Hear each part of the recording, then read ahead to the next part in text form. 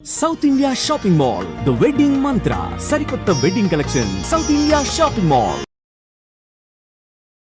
అందరికీ నమస్కారం. నా పేరు మాధురి. మీరు చూస్తుంది సుమన్ టీవీ నెట్వర్క్. మనలో చాలా మందికి చాలా సందేహాలు వస్తూ ఉంటాయి కదండి. ఈ ఇంట్లో ఇది ఇక్కడ ఉండొచ్చా, ఇక్కడ పెడితే ఏమన్నా అవుతుందేమో, మా వాళ్ళు ఇక్కడ పెట్టకూడదు అన్నారు, కానీ వీళ్ళు ఇక్కడ పెట్టచ్చు అన్నారు, మరి అది చేయొచ్చా, చేస్తే ఎలాంటి వైపరీత్యాలు మనం ఎదుర్కోవాల్సి వస్తుంది. ఇలాంటి ఎన్నో సందేహాలు, ముఖ్యంగా ధర్మ సందేహాలు మనకు ఉంటూ ఉంటాయి. సో వాటిని నివృత్తి చేసుకునే ప్రయత్నం అయితే మనం ఈ కార్యక్రమం ద్వారా చేసుకుందామండి. మరి వీటన్నిటి గురించి మనకి చక్కగా తెలియచేయడానికి మనతో పాటు ఉన్నారు ప్రముఖ వాస్తు జ్యోతిష్య పండితులు బ్రహ్మశ్రీ నానాజీ పట్నాయక్ గారు. నమస్కారం గురువు గారు. శ్రీమాత్రే నమః. గురుగారు, ఏదన్నా కూడా ధనం మూలం ఇదం జగత్ అంటారు. ప్రతిదీ ధనమే మనకి కారణమవుతుంది. ఏ పని చేయాలన్నా కూడా మనిషి నిద్రపోనివ్వకుండా చేస్తుంది. మనిషిని అంతకంత హత్య చేసన్నా కూడా ఆ ధనాన్ని రప్పించుకోవడానికి చాలా రకాల ప్రయత్నాలు, ఆ పనులన్నీ కూడా మనం చూస్తూ ఉన్నాము. అయితే మెయిన్ ధనం అనేసరికి అమ్మవారితో మనం రిలేట్ చేసుకుంటాం. వారాల్లో చూసుకున్నట్లయితే శుక్రవారం రోజు ప్రత్యేకంగా అమ్మవారిని ప్రసన్నం చేసుకుంటే అసలు ఏం చేస్తే మనకి అమ్మవారు ప్రసన్నంతో ధన లాభాలు కలుగుతాయి, ధనవృద్ధి జరుగుతుందంటారు? తప్పకుండా అమ్మ. ఫస్ట్ ఆఫ్ ఆల్ ఏంటంటే ధనము అనేటువంటిది లక్ష్మీదేవితో ముడిపెడతాం. కానీ ఇక్కడ శాస్త్రంలో చెప్పింది ఏమిటంటే కేవలం ధనం ఒకటే కాదు లక్ష్మీదేవి అంటే.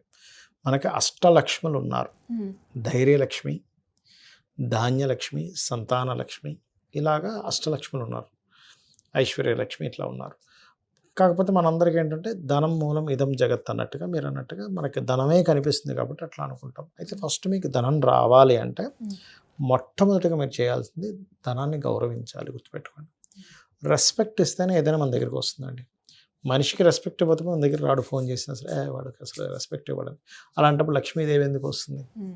రెస్పెక్ట్ ఇవ్వడం అంటే చాలా మంది ఏమనుకుంటారు, దాచిపెట్టేసుకోవడం, లేకపోతే లోబిగా తయారవడం, రూపాయి ఖర్చు పెట్టడం. నోట్లని చాలా జాగ్రత్తగా చూసుకుంటా అవి దాచుకుని పెట్టుకుంటుంటాను అలక్కండా. అలా కాదు, అది కాదు. యాక్చువల్గా ధనం యొక్క వాల్యూ తెలుసుకోవడం. రెస్పెక్ట్ అంటే ఏంటంటే దాని వాల్యూ మీకు తెలియాలి ఫస్ట్.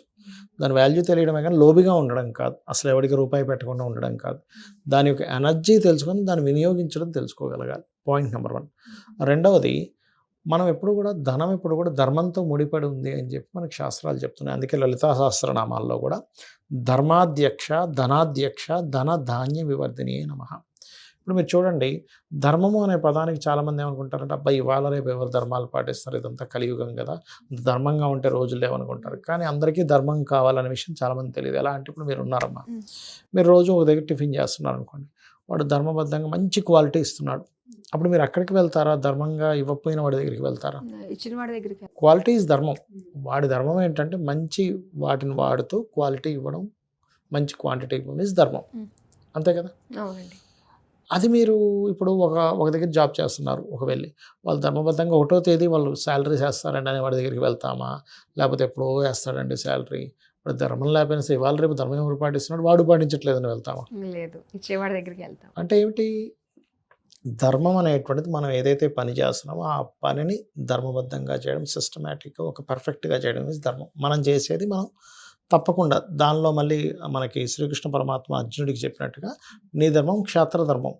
నువ్వు ఇప్పుడన్నీ ఇలాంటివి ఏవి ఆలోచించకూడదు. నేను వీళ్ళని చంపితే ఏమవుతుంది, వీళ్ళని అసలు చంపొచ్చా, ఈ నెత్తుడు కూడా నాకు అవసరమా, దీనికంటే నేను అడుక్కొని తినడం బెస్ట్, ఇట్లాంటివన్నీ పెట్టుకోకూడదు. నీ ధర్మం ఏంటో నువ్వు పాటించాలి. అది ఖచ్చితంగా మీకు రాజ్యాన్ని, ధనాన్ని, కీర్తిని అన్నీ ఇస్తుంది ఆ ధర్మమే. మొట్టమొదటిగా మీకు ధనం రావాలంటే ధర్మాన్ని పట్టుకోవాలి. ఇది చాలామందికి రుచించకపోవచ్చు, ఇవాళ రేపు ఎవరు ధర్మం పాటిస్తారు అని అనుకోవచ్చు. కానీ ధర్మం పాటించే వ్యక్తి చాలా సాటిస్ఫైగా ఉంటాడు. చాలామంది మనశ్శాంతి లేదు, మనశ్శాంతి కావాలంటారు చూసారా? అన్నీ ఉన్నాయి కానీ మనశ్శాంతి లేదంటుంటారు చూసారా? ఎందుకు ఉండదు అంటే వాళ్ళు నేను ఇలా ఉంటానని చెప్పి అలా బ్రతకరు. నేను ధర్మంగా ఉంటానని బ్రతికినప్పుడు నీకు మనశ్శాంతి ఆటోమేటిక్గా వస్తుంది, ధనం ఆటోమేటిక్గా వస్తుంది. కాకపోతే అందరూ ఏంటంటే ఇవాళ రేపు ఇది మాట్లాడుకోవడానికి బాగుంటుంది కానీ ఇట్స్ నాట్ కరెక్ట్ అంటూ ఉంటాం. కానీ సొసైటీకి ఇప్పుడు కరువు ఉన్నదే అది. నువ్వు కనుక అది పాటించగలిగితే సొసైటీ మొత్తం నీ చేతిలో ఉంటుంది నా ఉద్దేశం పరంగా. జెన్యూన్ పర్సన్స్ ఎంతమంది ఉన్నారు చెప్పండి ఇవాళ రేపు? చాలా తగ్గిపోయారు. అమ్మో జెన్యూన్, ఈ పర్సన్ జెన్యూన్ అని చెప్పి తెలిసిందంటే అబ్బా ఆ పర్సన్ నాకు కావాలండి జాబ్కి అంటాం. అవునా కదా? కాబట్టి ఏంటంటే ఫస్ట్ ధర్మాన్ని పాటించాలి. ఇక ధన విషయం గనక చూసుకుంటే, ఒకటి చాలామంది ఏంటంటే చదువుతూ ఉంటారమ్మా. నేను పలానా కోర్స్ అది ఇది అని. కానీ స్కిల్స్ ఎక్కువ పెంచుకోవాలి ఎప్పుడు కూడా మనం. మన స్కిల్సే ధనం. నేను నమ్మేటువంటి సిద్ధాంతం ఏంటంటే స్కిల్ ఈజ్ ధనం. స్కిల్ లేకపోతే ధనం లేదు. మీ దగ్గర ఎన్ని స్కిల్స్ ఎక్కువ ఉంటే అంత ధనవంతులు మీరు. డబ్బులుంటే ధనవంతులు కాదు. డబ్బులు ఇవాళ ఉంటుంది అయిపోతుంది. కూర్చొని తిన్నామంటే 4 సంవత్సరాల్లో అయిపోతుంది ఎన్ని కోట్లున్నా కూడా. అది కాదు. మీ దగ్గర ఎన్ని స్కిల్స్ ఉన్నా ఈజ్ మోస్ట్ ఇంపార్టెంట్. మీరు ఎంత ధర్మంగా ఉన్నారు ఈజ్ మోస్ట్ ఇంపార్టెంట్. మీరు ప్రతి వ్యక్తిలోని కేవలం పటంలో మాత్రమే కాకుండా ప్రతి వ్యక్తిలో కూడా లక్ష్మీ స్వరూపాన్ని చూడగలగాలి. That is Lakshmi. ఇప్పుడు ఒక హోటల్ పెట్టుకున్న వ్యక్తి కస్టమర్లో లక్ష్మీదేవిని చూడగలగాలి. ఇలా కస్టమర్లో చూడకుండా కస్టమర్ మాత్రం ఇష్టం వచ్చినట్టు మాట్లాడి ఎంతసేపు లక్ష్మీదేవి ముందున కూర్చొని మీరు అష్టోత్తరాలు చదువుతానంటే కాదు. అలా అష్టోత్తరాలు చదవకూడదని కాదు అక్కడ అర్థం. అష్టోత్తరంలో ఉండేటువంటి మీనింగ్ తెలుసుకోగలగాలి. అసలు లక్ష్మీ అష్టోత్తరంలో ఉన్న మీనింగ్ ఏమిటి, ఆ మీనింగ్ మీకు అర్థమవుతే లక్ష్మీదేవి అంటే ఏంటో అర్థమవుతుంది. లక్ష్మీదేవి అంటే ఏంటో మీకు అర్థమైతే డబ్బులు ఆటోమేటిక్గా వస్తాయి. ఆవిడకు ఉండే ఎన్ని లక్షణాలు ఉన్నాయి లక్ష్మీదేవికి, ఆ లక్షణాలన్నీ కలిపితే లక్ష్మి. ఆ లక్షణాలన్నింటినీ పక్కన పెట్టేసి కేవలం నోట్లు లెక్క పెట్టుకోవడమో లేకపోతే ఏ రకంగా సంపాదిద్దాం మనం, ఎవరిని ఎంత ఎలా ముంచే సంపాదిద్దాం అనుకుంటే అది లక్ష్మి అవ్వదు. ఆ రూపంలో మీకు డబ్బులు వచ్చినా ఆ డబ్బు నిలబడదు. ఏదో రూపంలో మీకు ఇబ్బందిని ఇస్తుంది, గుర్తుపెట్టుకోండి. అయితే సరే, ఇక్కడ మనం ధర్మానికే ఎందుకు ఇంత పీట వేస్తున్నామండి అని నేను మీకు ఒక విషయం చెప్తాను.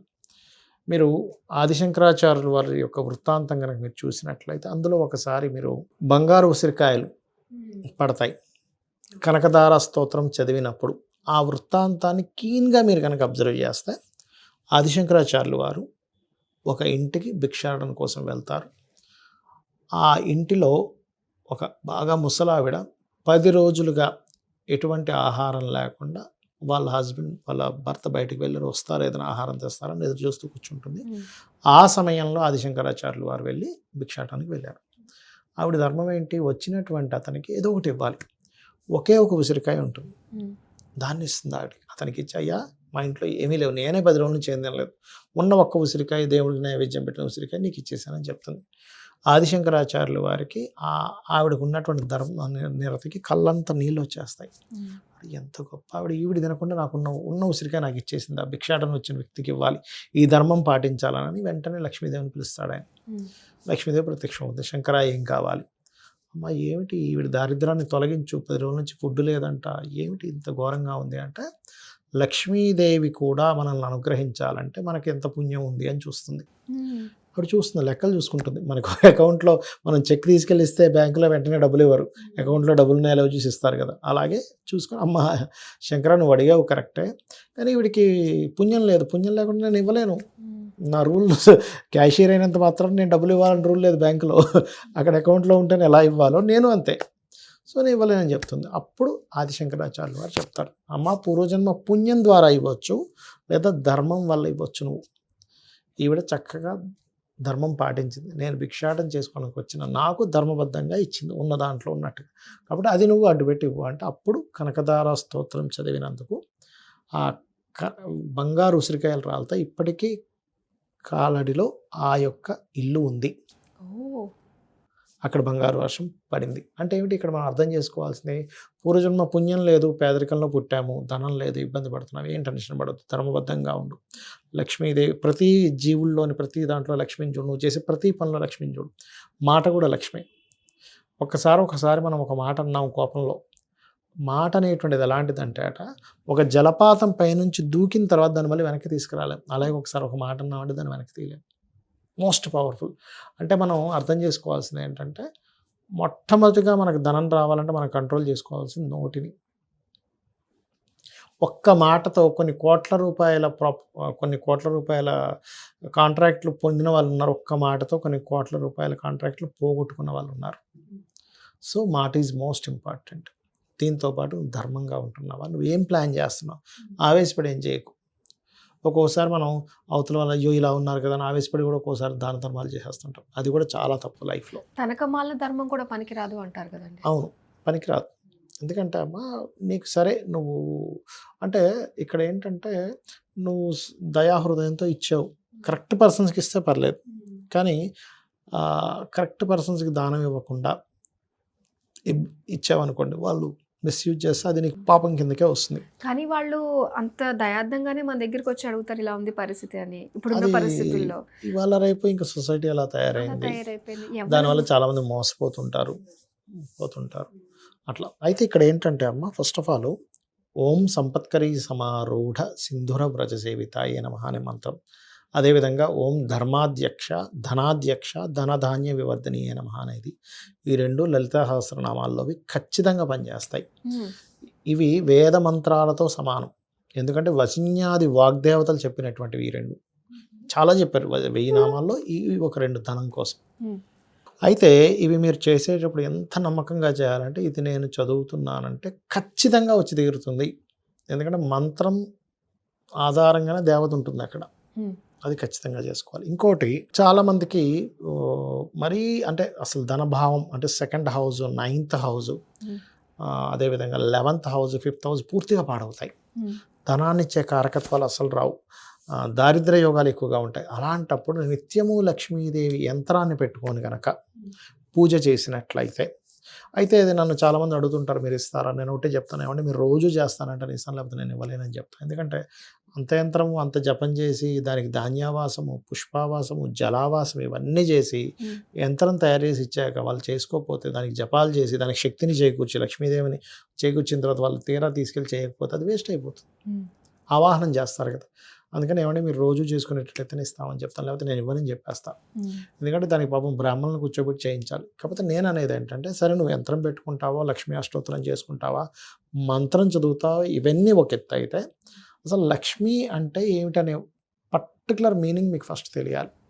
కేవలం ఏదో పటంలో ఉండేది మాత్రమే కాదు, నీ చుట్టూ ఉన్న ప్రతిదీ లక్ష్మీ స్వరూపమే.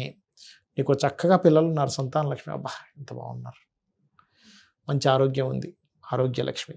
ధాన్యలక్ష్మి, నువ్వు ఫుడ్ తింటున్నావు అంటే ధాన్యలక్ష్మి. చాలామంది ఇవేవి పక్కన పెట్టేసి నాకు లక్ష్మీ అనుగ్రహం లేదంటారు. లక్ష్మీదేవి ఎంత బాధపడుతుంది, అయ్యో ఇన్ని లక్ష్ములు ఇస్తున్నాను, వీడు ఒక్క డబ్బులు లేవనంగానే ఇలా అయిపోతాడేంటి అని అనుకోకుండా, అమ్మ నువ్వు అన్నీ ఇచ్చేవు తల్లి, నాకు ధనం కూడా కావాలని అమ్మవారిని కనుక అడిగినట్లయితే ఖచ్చితంగా మీకు ధనయోగం అనేటువంటిది పడుతుంది.